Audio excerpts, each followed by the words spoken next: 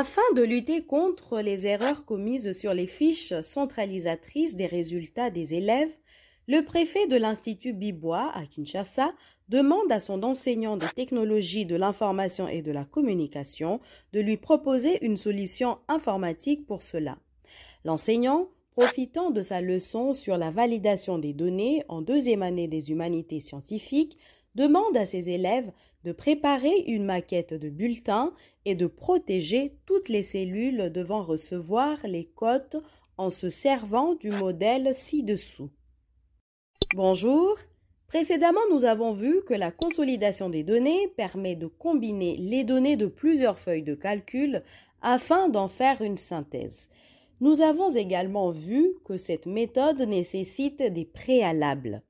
C'est à vous de les énumérer et de donner la procédure de consolidation des données. Aujourd'hui, nous verrons la validation des données.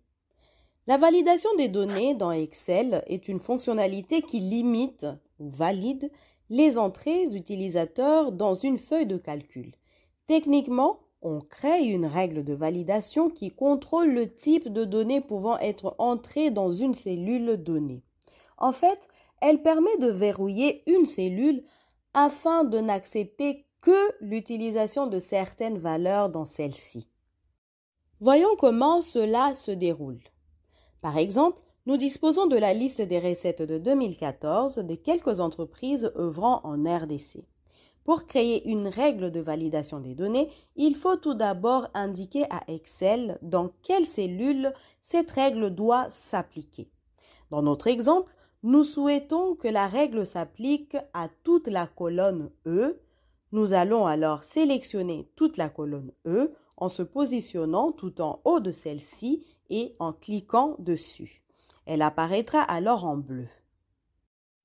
Ensuite, il faut s'y rendre dans le menu Données et cliquer sur Validation des données parmi les trois options.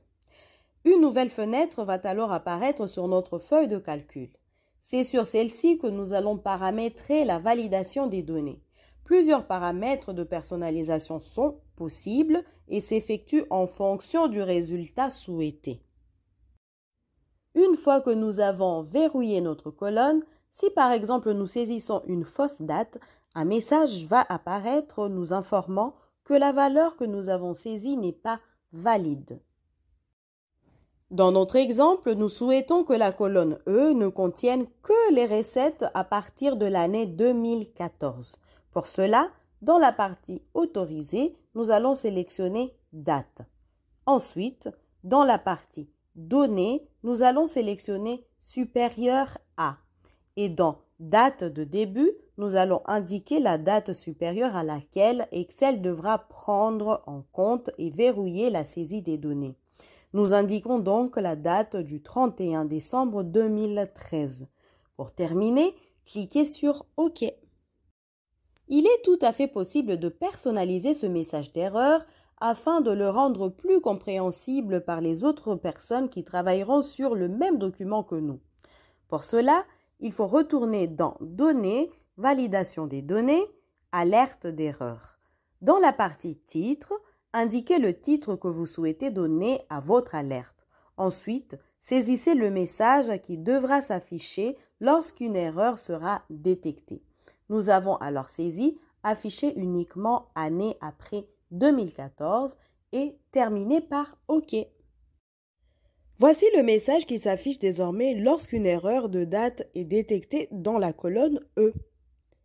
Pour annuler la validation des données, il vous suffit de retourner dans Données, Validation de données, tout en bas de la fenêtre de paramétrage, cliquez sur Effacer tout et terminez par OK.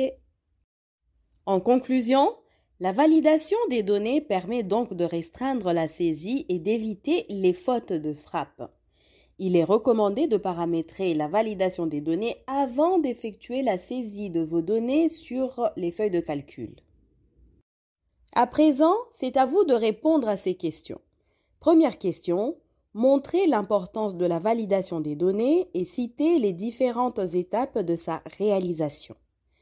Deuxième question, grâce aux données indiquées dans la situation de départ, Préparez une maquette de bulletin et protégez toutes les cellules devant recevoir les cotes des élèves afin d'éviter les erreurs en vous servant du modèle ci-dessous.